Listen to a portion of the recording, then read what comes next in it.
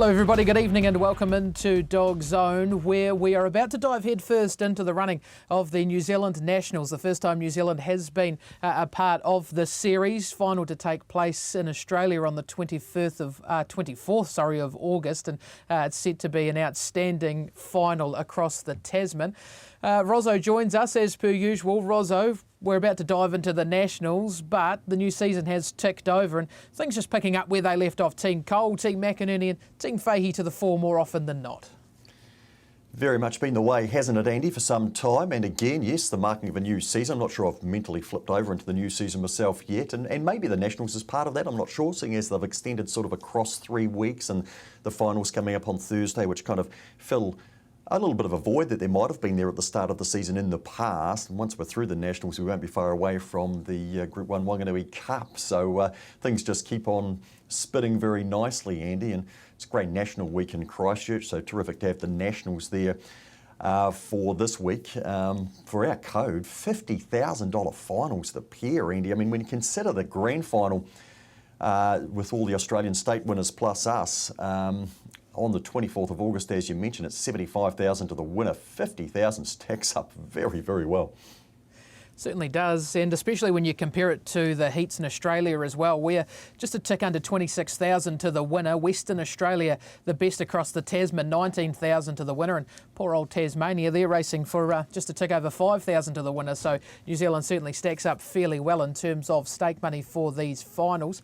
In terms of a market, here's a look at the 520 metre final to take place at Addington. This will be at 7:24 on Thursday evening. Dinah Dave, $1.65. The only other dog in single figures is Nature's Gent at $4.50. Rozzo, he comes up with an awkward draw, Dinah Dave, but gee, he's just been scintillating of late, and it would appear that only bad luck beats.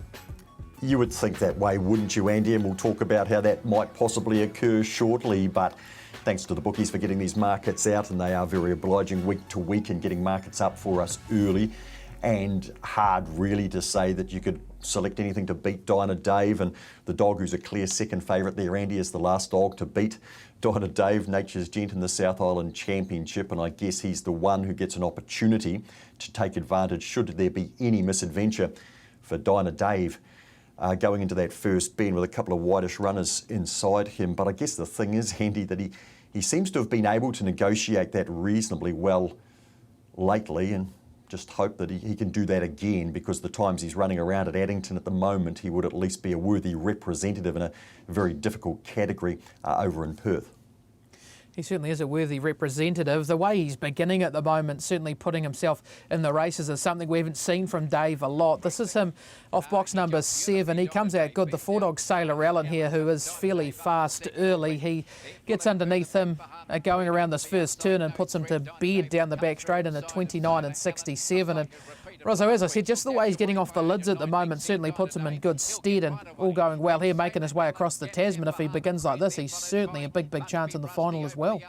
Yes, exactly. He's got Sailor Allen drawn to his outside, which is good, but he does have Bahama Queen and No Refusal to his inside.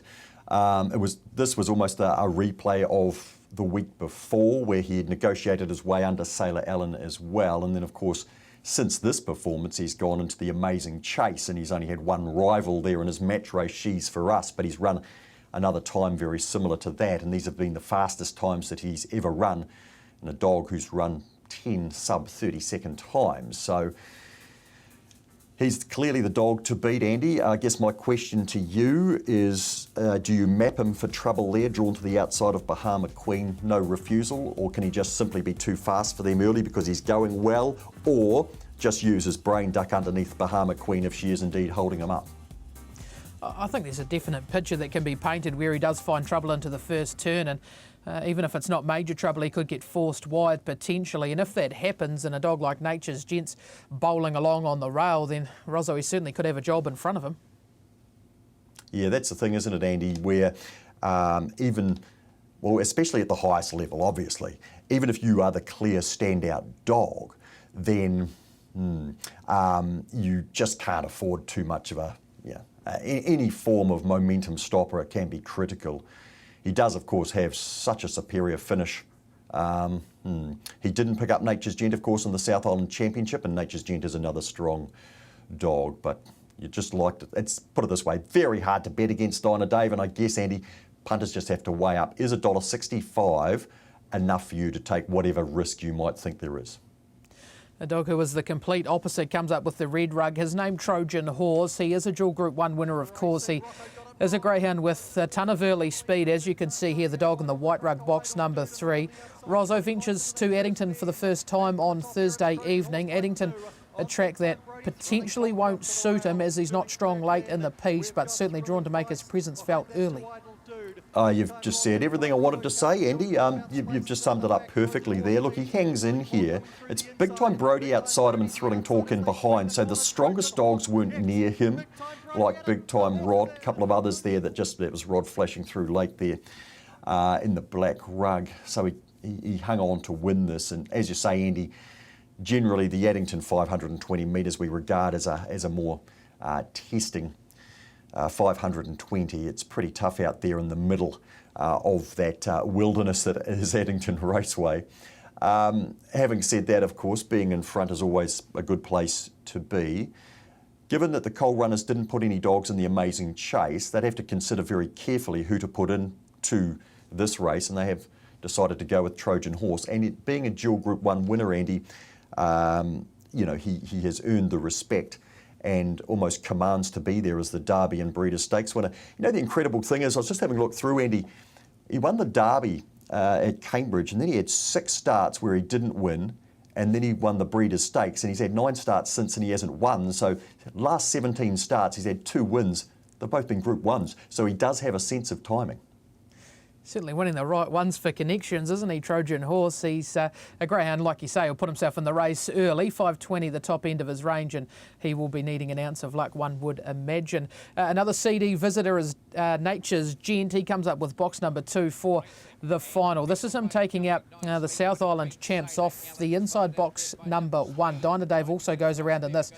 He's wearing the black rug of box number 7, and Sailor Allen in front, the white rug box number 3. Rozzo, this is Nature's Gent, isn't it? He flops away okay, lands on the rail, chases the pacemaker, and he's too strong in the run to the judge. And this same sort of thing could happen in this heat if he flops the run in behind Trojan Horse early. Yes, isn't he just truly remarkable? We've talked about it a lot lately. 4.5 years old, he's kind of defined it. It just doesn't make really sense what he's doing at the top level. Sure, greyhounds can still operate 4.5, 5 years old. Mahala Bay won a race recently. She's nearly 5.5, and that's fantastic. But of course, it's down on the grades. You go back and you find your grade. Well, Nature's Gent's operating at the highest level at this age. But what he is, Andy, is a really good race dog. And if you look at his Amazing Chase, you know, he won his match race and he ended up 5th, that 30 and 16. And that kind of seems to be him. He's not a sub-30 dog. He hasn't broken 30 seconds down there at Addington Raceway. But because he's got such a good head on him, and because he takes the shortest way home and he's drawn quite close in with a dog who could set the tempo for him and Trojan Horse inside, things do set up quite nicely for him here. It would be remarkable for him to go back to the place of his birth at his age and represent New Zealand. But you've got to say, if Dinah Dave finds some bother, Nature's Gent does appear to be the likely one to do that. The second of the Coal Runners is Big Time Rod. He comes up with box number 8, which probably isn't too bad for him having his first look at Addington Raceway as well. This is him winning the heat at Wanganui, the dog in the black and white striped rug of box number 2. The Gent in the green rug of box number 6 has to cover a little bit of ground, so his performance into second was solid. And Rozzo, the 8, probably not too bad for Rod. First up at Addington, always a concern, but a greyhound who has shown ability so far in his career. And he got a stack of time for Big Time Rod. He was beaten narrowly by Thrilling Talk in the Group 1 Futurity, and he's a dog who has got some strength. And so, you know, he might cop Addington pretty good. And I'd say, well, look, you know, Trojan Horse, Big Time Rod, who'd be more suited to Addington without having seen them be there before, I'd say definitely Rod. But Andy, I've got to say, those last 2 runs of his, the last 2 Fridays, he's looked flat to me. And so he's just not going there, I don't think, necessarily in the same shape that he was there. Now, look, he's with the Coal Kennels, and he will be being prepared to produce his best on Thursday, first up at Addington. But I find it hard to find a place for him in my selections, given those last 2 Friday night runs, okay, yeah, bit of jostling Friday, etc. But he just hasn't really rounded out like I expected. And the week before, he seemed to be flat during the middle of the race in particular, and he picked up a bit late. So I'm concerned about Rod, just the way he's going into this compared to how he was a month ago. And Andy, I find it very hard to go past Dinah Dave. Yes, we can paint a picture whereby he might get held up. He's in such scintillating form. I'd really like him to win it. If he doesn't, Nature's Gent, the fairy tale, could continue off the 2. I'm actually giving Trojan Horse a show off the inside, getting out in front, staying out a bit of trouble and maybe running a hole, but he'll have to produce, not far off his best. As I say, he's got a sense of timing around winning the big ones. Well, I don't expect him to win it, but he could pick up some decent money for finishing in behind. And Sailor Allen, I put in next best, 6-2-1-7 for me. And Andy, I find it hard to believe that you'd go round my first 2, but you might have others in for 3rd and 4th. Correct. I'm around the 6 and the 2. I think it's very hard to go past both of them. Dinah Dave, barring bad luck, he looks the greyhound to beat. Nature's Gent, the greyhound, most likely to take advantage if Dave does find trouble. And behind them, it's very even. Sailor Allen for 3rd. He's a greyhound with early speed. A little bit like Rod. I don't think he's been at his best his last couple, but I think the wide suits and he could put himself into the race early. And No Refusal, a greyhound who will get back, be storming home late in the piece. I don't think he can win it, but he's certainly a first 4 contender. Well, also on Thursday night, we will see the running of the distance series, the Nationals distance over 732 metres. This will be race number 10 on the card, set to get underway at 7:43. Dinah Wesleyan, $1.35, the favourite over Hillary and Yvonne Strass and Rozzo. Dinah Wesleyan in scintillating form for a long, long time now. The draw suits, no early speed anywhere around her, and she looks the greyhound to beat. Yes, I think just about echo all of the comments that we've just done for Dinah Dave. Same kennel, of course, with Craig Roberts and Dinah Wesleyan here. We could show, any number of her winning performances, obviously, but this is her doing the business in the semi-final, and she's had to get past Apawa Hillary, who's got the early pace, and at times we've seen Dinah Wesleyan lead these distance races. But she's also shown us that she can park up in behind as well and use her head. And I was a wee bit concerned about her going into this race, Sandy, just being on the inside, that she might get crowded, but she didn't panic at all. I thought she did a nice job. And so did Apawa Hillary and Yvonne Strass, who I think are very exciting stayers, relatively new to the ranks. And of course, Apawa Hillary, quite young. But again, just a tidy performance from Dinah Wesleyan, and again, it's like, how do you go past her on her track record, her performance there, just everything she's done of late? Yep, she's drawn out a little bit, but I think at least she's on the outside of Apawa Hillary. And Andy, I'm not sure, like the Dinah Dave scenario, just throwing it back to you, do you foresee any issues here early for Dinah Wesleyan?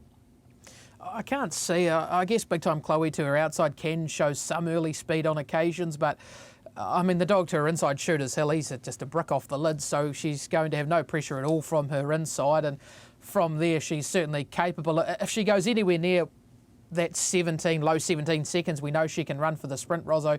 Big Time Chloe doesn't worry me at all. And in terms of her going to Australia, I know there's some good stayers over there, but gee, she'd be competitive with the best of them.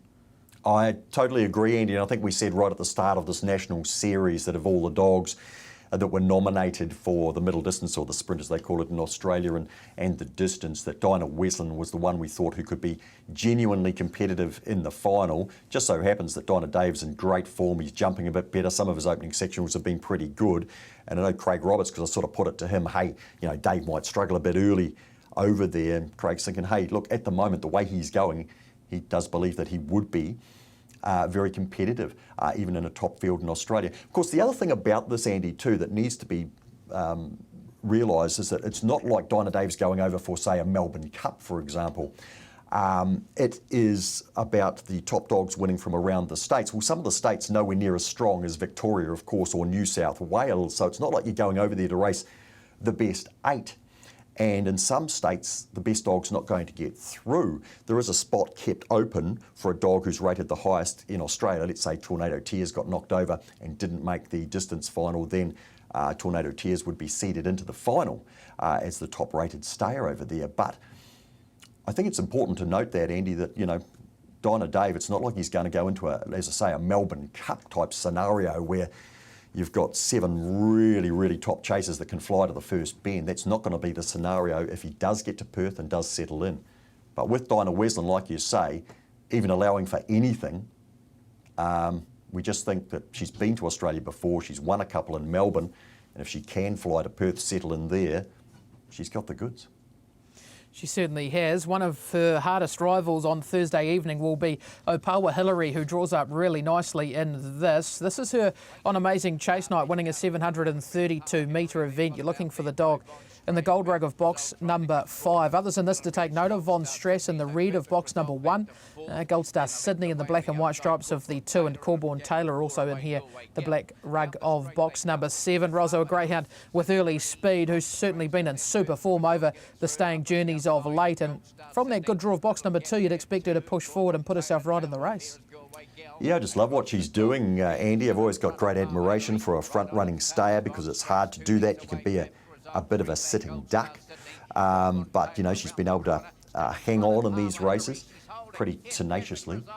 Perfect Result, who's in the 6:45 on Thursday night because he wasn't nominated for the Nationals, just came off heels across the top, and he would have made that finish very interesting. But of course, we know the quality that he's got. 43.07, very good time. Of course, we just showed the national semi there, which is a 43.03, so she's got a serious time in her now, Opawa Hillary, and she'll just get better, and one wonders what she might be like injury-free, Andy, in a year's time. If we go through this Nationals process again, we could be looking at her, but certainly if Dinah Wesleyan's to find some trouble, Opawa Hillary, you'd expect, be freewheeling out in front and can take advantage.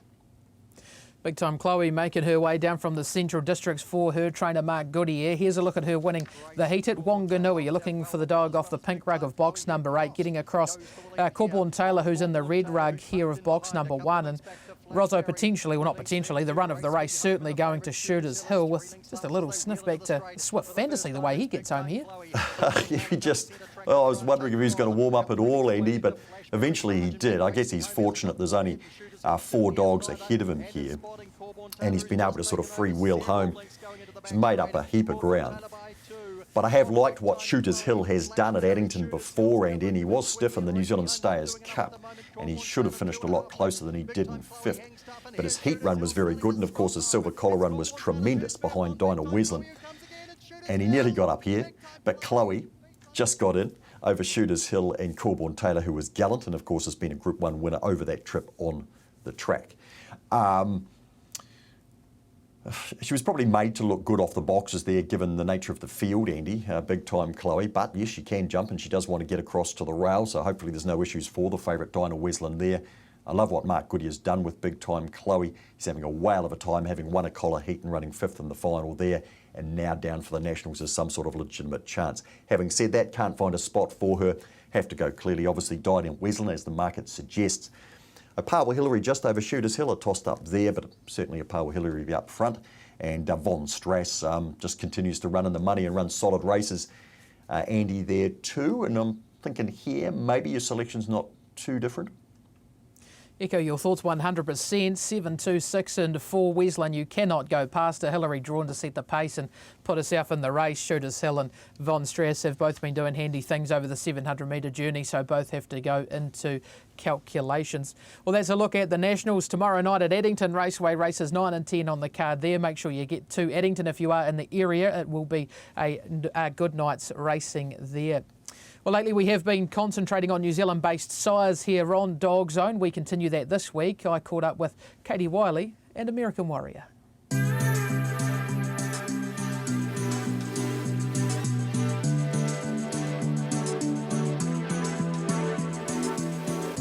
American Warrior nicely clear. Opawa Shackley running on, but in front and clear. American Warrior. Great go for the Miners. Dipping Jordan Opawa Shackley. Wider still, Berridale Lad. There followed back we go there too. In terms of his race record, he was a very, very nice dog. What were his main traits that made him successful? He chased hard. He loved drawing out wide, and luckily he did that on many occasions. As a dog, you've obviously got him as a pet now. What sort of traits does he have in himself? What personality does he have? He's super friendly. He's nice and relaxed. Just easygoing, can do whatever we like with him. If we need to, we can put him in a kennel for a day or leave him inside with our other pet Sozanne, and doesn't worry him one bit. In terms of his stud career, has he been lucky enough to have any bitches yet? We have done one mating. Unfortunately it was unsuccessful, but we're looking to hopefully get the ball rolling sometime soon. People are watching this and want to use him at stud. What's the best way to go about getting a bitch involved and getting to him? Okay, so you can contact me, and all of my details are on Track Mag and online. He also has straws available at Shirley Vets. In terms of cost, how much does he stand for? So he's standing for $700 at the moment, which makes him accessible for our New Zealand breeders.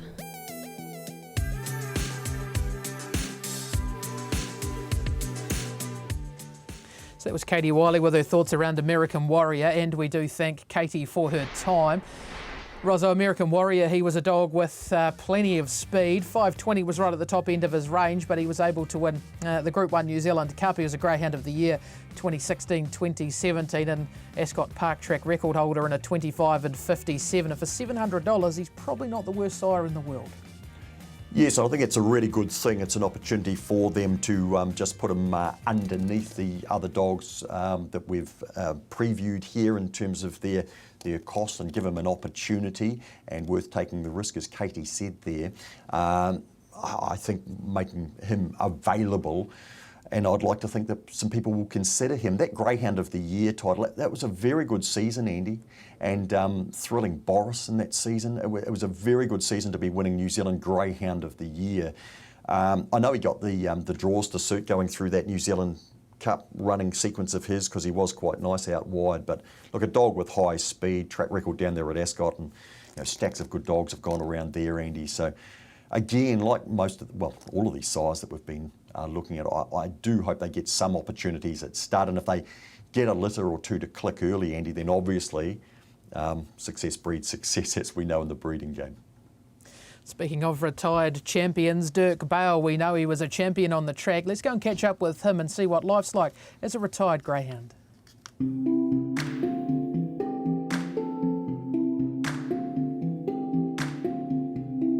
When we get to the house, I'll leave them in the car, and we'll just go and make sure that all the gates are shut and doors are shut, and they have got a cat. He is cat trainable, but we'll make sure that the cat's away, because we like to try and do it as a gradual introduction, not put everything in front of the dog on the first day. We'll bring their dog out, and we'll get them to do a meet and greet outside of the property. We'll then go for a little walk just down the road, so they're walking side by side. Then we will take them into the property with Steve leading the way. So then we'll go into the house, and then we will just, we'll take Dirk. They've got this crate and net set up for him. Everything is there, so his waters, everything's in the crate. So we'll go for a little walk around the section, around the house, put him into his crate, and just let him time to settle, because he's had a big trip. And then Steve, the other dog, he can wander around and have a look in that. So just to leave him in the crate for an hour or so, just gives them time to settle, and then they can get him out and then have a bit of a play and a talk to him and things like that. So it's just a gradual thing for him. Again, he's an extremely laid-back dog, so I don't see us having any issues with him, but you never know. But he should be pretty good. Well, I've got friends who've adopted greyhounds in the past, and we'd always wanted a dog. And once we were able to buy our own property, we decided that we would look at adopting a dog, and greyhounds just have the perfect temperament for us. We've got a young family still, and we wanted a dog that was going to, A, not require too much training, and B, would just give us the love and wouldn't be too boisterous for our daughter. So we did an internet search looking at greyhound adoption, and looked at the three main different organisations. And actually with Steve, we went through greyhounds as pets, and they came and did an assessment for us, and then invited us up to the kennels to go and see a dog. And actually the dog that they invited us up to go and see didn't want to know us. And this fella here was all over us. He picked us, so that was it. We left with this bundle of fun. We've got a very active greyhound social group in Hamilton, and we walk every week at the Cambridge racetrack with Jenny, and also we take them out to a dog park in Horotoo. And when we said we were thinking about getting another dog, Jenny said, "Oh, you've got to come. I know all the dogs for you." And she tried to get me to adopt about 6 different other dogs. And then I saw Dirk on Mayhound's post that he was in foster care down south. And we basically fell in love at first sight. And we inquired.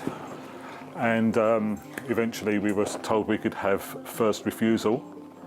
And we just waited to find out if he was cat trainable, which he is. And that was it.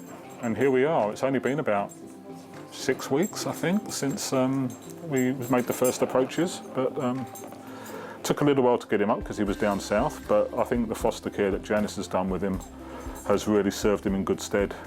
So socialised him, and I mean, look, he's chilled. He doesn't care. He's happy. To be honest, he could have been an unraced duffer, to be honest, and it wouldn't have mattered. The fact that he's been a bit of a superstar, as you say, won the Auckland Cup, that's a bonus. It's prestige, but at the end of the day, it's not what he's about now. He's a pet now, and we're going to give him the best life we can. But yeah, no, it's good. I've researched him online and seen all his races, and you know, he was pretty damn good. And so was the other boy, but yeah, no, he got an injury, and that's brought his career to an end. But you know, it doesn't mean he has to come to an end. So. Love, unconditional love. I mean, this guy's 40 kilos of elbows and goo, and you know, they're not hard work either. You know, they're an easy dog to have. They don't require too much exercise, you know, a couple of short walks a day, or with him, one big long run and he's done for the day. And don't require a lot of room. You know, people that think that they need a lot of room, they don't. As long as they can get out once in a while for a big hoon, then they're happy.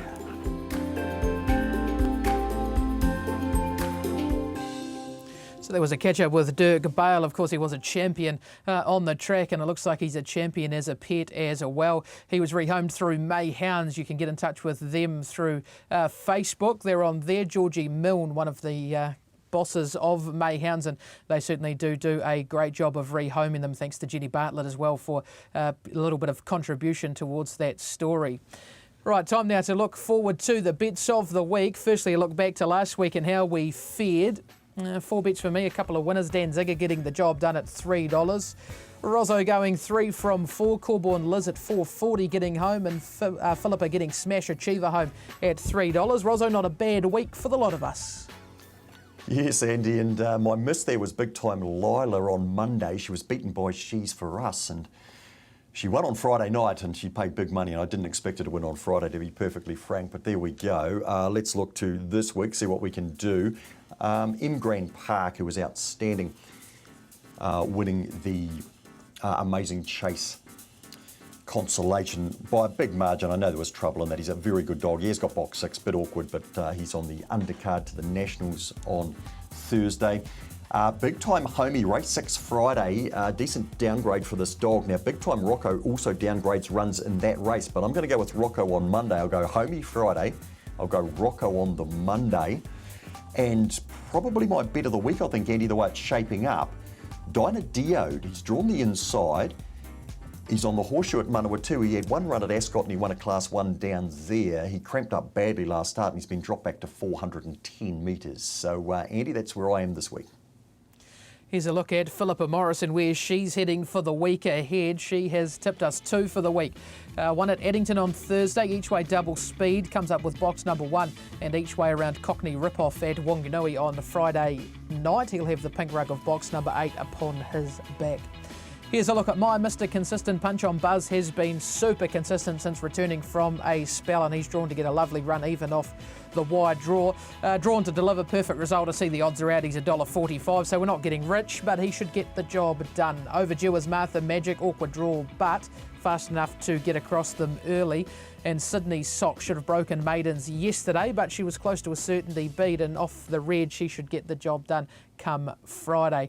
Well, Rosso, that's about all we've got time for here on Dogso. Thank you once again for your input, and tomorrow night we get to find out who's making their way across to Perth. We do, Andy, and then after that action has taken place at Christchurch, we look around the states of Australia and we can watch it all on our trackside channels as we find out the state winners across Australia as well. So Thursday's a huge night as we look to Nationals Month. That's it from us here on Dog Zone. We'll be back next week with more reviews and previews of greyhound racing from around the country. But until then, happy hunting. I'm high on believing that you're